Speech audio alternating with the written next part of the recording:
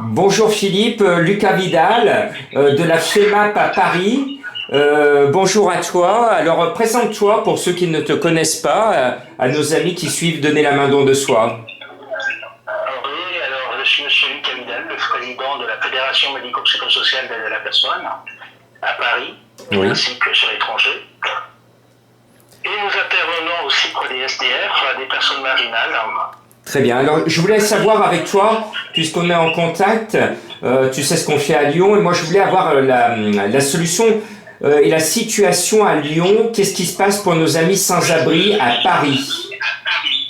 Les amis sans-abri à Paris, la plupart ont été hébergés par des centres d'hébergement d'urgence pour une grosse structure associative qui est gérée indirectement par l'hôtel de ville. Et nous avons des SDF qui se retrouvent encore dans la rue sans savoir où aller. Donc voilà, ils sont rejetés, ils sont remis à eux-mêmes directement en cette période de Covid. À combien tu chiffres le nombre de personnes à la rue encore? Parce que nous, à Lyon, on a à peu près 100 personnes à la rue dans le centre-ville, la presqu'île. On en a 200 autour de la gare de la Part-Dieu. Et il y en a facilement 600 sur l'agglomération. Ça, c'est des chiffres au minima sur Lyon. Et toi, à Paris? Eh bien, nous, à Paris, il y en a sur le 14e, sur le 15e, sur le 13e, puisque c'est les arrondissements où j'ai pu aller récemment. On voit à peu près une soixantaine de personnes encore dehors, mais on les verrait plus en journée, puisque quand ils sont dans un foyer d'urgence, ils sont remis à eux-mêmes pour sortir du foyer d'urgence la journée. Alors tu m'as dit tout à l'heure, tu m'as dit que tu avais eu l'occasion de visiter un lieu d'urgence. Alors quelles sont les conditions là-bas et est-ce qu'ils respectent le confinement? Est-ce qu'ils sont protégés ou pas? Ah, mais le problème du lieu d'urgence que je te parlais tout à l'heure, c'est un foyer effectivement qui est un ancien gymnase, du moins un gymnase qui a été remis en foyer d'urgence. Je dirais que les personnes ne respectent pas les distances de sécurité au niveau du Covid. Je préférerais pas en dire plus là-dessus. D'accord. Est-ce qu'on leur a donné des masques, des gants? Est-ce qu'ils sont protégés ou pas du tout? Alors il y en a certains qui n'ont pas de masque, qui n'ont pas de gants. J'ai vu une seule personne qui est rentrée dans ce foyer qui avait effectivement des gants et un masque. Alors, question nourriture, parce que nous à Lyon, et je salue tous ceux qui nous donnent, à Lyon, on leur donne de très bonnes choses à manger avec toutes les associations, notamment Donner la main don de soi, et plein d'autres que je salue au passage. Tu m'as fait l'écho avant qu'on fasse ce direct, que les conditions alimentaires sont pas géniales sur Paris. Est-ce que tu peux nous expliquer? Mais dans certains foyers que j'ai eu l'occasion de voir avant le Covid, effectivement, on s'est aperçu qu'ils distribuaient des morceaux de pain que j'aurais jamais donné à certains usagers, des fruits qui arrivaient peut-être en fin de vie, et des morceaux de fromage.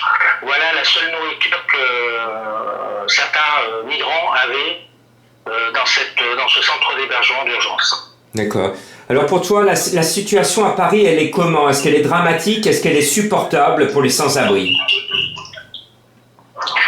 Je dirais qu'elle devient dramatique pour les sans-abri, étant donné que quand ils appellent le 115, ils ont une fin de non-recevoir. Comme tu le sais, tous les centres d'hébergement d'urgence sont gérés exactement comme les CHRS. Donc, pour essayer d'aider les sans-abri, il faudrait trouver vraiment une autre solution. Alors nous, à Lyon, on avait proposé, avec Donner la main don de soi, de réquisitionner une ex-clinique qui est à Villeurbanne, qui est murée, qui ne sert à plus rien. On voulait que ça soit réquisitionné par les militaires pour soulager les services coronavirus. Et en même temps, de l'autre côté, il y avait une aile complète pour les sans-abri. Monsieur le préfet a refusé, sous prétexte qu'il y avait beaucoup d'amiante. Alors c'est dommage parce que c'est un bâtiment inutilisé aujourd'hui qui, dans l'urgence, aurait pu servir parce que notre président de la République a bien dit qu'on était en guerre. Et quand on est en guerre, on réquisitionne. Et notamment chez toi à Paris, le préfet de Paris a réquisitionné des locaux privés à Ris-Orangis pour en faire une morgue. alors que nous, on demandait de la réquisition militaire pour sauver des vies, non pas pour stocker des cercueils. Qu'est-ce que tu en penses? Oui, alors écoute, c'est pour stocker les cercueils, effectivement. La Nouvelle-Orgue, elle se retrouve à Rungis. Oui. Voilà, donc parce que c'est frigorifique, un entrepôt a été réquisitionné pour ça. Et le fait qu'on nous a refusé de réquisitionner pour le sans-abri, le Corona, des bâtiments complètement vides qui pourraient sauver des vies, comment toi tu réagis à ce refus? Comment tu peux l'expliquer de ton côté? De mon côté, je ne vais pas rentrer dans la politique, donc oui. Comme je t'ai dit, il y a certaines choses. Ma double casquette en tant que président et conseil citoyen, c'est que je m'aperçois réellement de ce qui se passe à l'envers du sujet. D'accord. Mais je ne pourrais pas dire réellement qu'est-ce qui se passe pour cette population. Donc effectivement, il y a un gros problème. Est-ce qu'on aurait dû réquisitionner les différents établissements fermés, les différents espaces dès le mois de janvier pour justement pallier au sans domicile fixe oui. et de les mettre en hébergement d'urgence? Je pense que ça aurait été plus d'actualité au lieu de savoir que tous les hivers, t'as à peu près 50% de la population SDF qui est dans la rue. Alors, je vais te donner une information.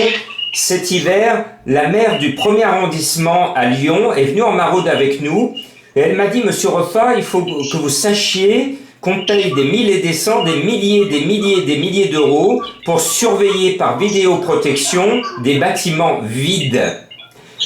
Ça veut dire que des bâtiments de la place pour les sans-abri, il y en a, mais on préfère payer des caméras à ne rien faire, sinon que de surveiller que personne s'y introduise, plutôt que d'occuper cet espace. Donc, comment ça se fait que ça reste bloqué, que ce soit à Paris, à Lyon, personne ne veut prendre le risque d'occuper ces bâtiments vides? De toute façon, on va prendre sur Paris, tu as été reçu par quelqu'un que tu connais très bien, oui. Donc je ne citerai pas le nom. Il est sorti en maraude avec le 115. Tu veux parler du président de la République, c'est cela? Oui. Oui, parce qu'on a été à l'Élysée au mois de juin, voilà.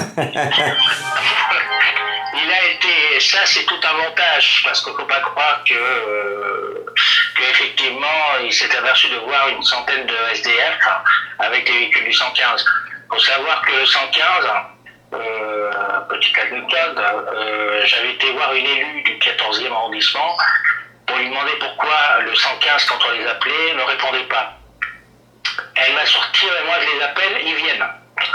Donc il y a un problème, on va dire, c'est malheureusement ça passe à 2 vitesses. Donc tu as les sans domicile fixe qui sont vraiment dans le besoin. Je dirais dans les sans domicile fixe, tu as certaines personnes qui ont dépassé les 30 ans, tu en as d'autres qui sont inférieurs à 30 ans et qui sont vraiment dans la misère, puisqu'ils ont été expulsés de chez eux, etc., pour des problèmes psychologiques ou sociaux, ou éventuellement d'orientation sexuelle. D'accord. Alors moi je vais donner aussi, nous on a des blessés chez les sans-abri, notamment Cyril que j'ai vu hier, que l'on suit. Cyril s'est blessé au pied, il a le pied cassé, il a été à Grange-Blanche, à Lyon, se faire soigner.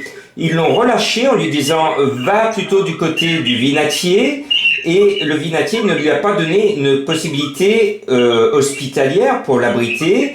Et il n'a pas été conduit dans un centre d'hébergement de confinement sans abri, et pourtant la métropole m'a confirmé qu'il y avait des places encore libres.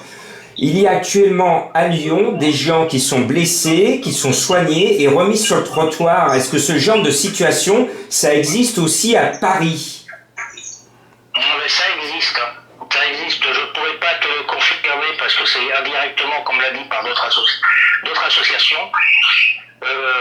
Faut savoir que les sans domicile fixe n'ont pas accès aux hôpitaux. La plupart qui sont enlevés de Paris par les forces de l'ordre sont amenés soit à Corentin-Selton, qui a rouvert ses portes, soit effectivement à l'hôpital de Nanterre, qui est réputé pour les sans domicile fixe. Entre parenthèses, pour les clochards. Alors ma dernière question, puisque toi tu étais à l'international, tu connais bien les pays d'Afrique. On se pose beaucoup de questions. Comment l'Afrique va pouvoir faire face au Covid-19? À ton avis, comment ça va se passer? Comment ça se passe par rapport aux contacts internationaux que tu as de ton côté?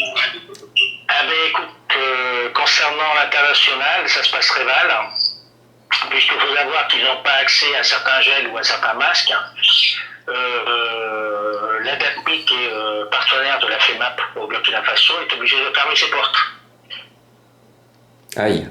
Quels sont tes retours de la situation en Afrique?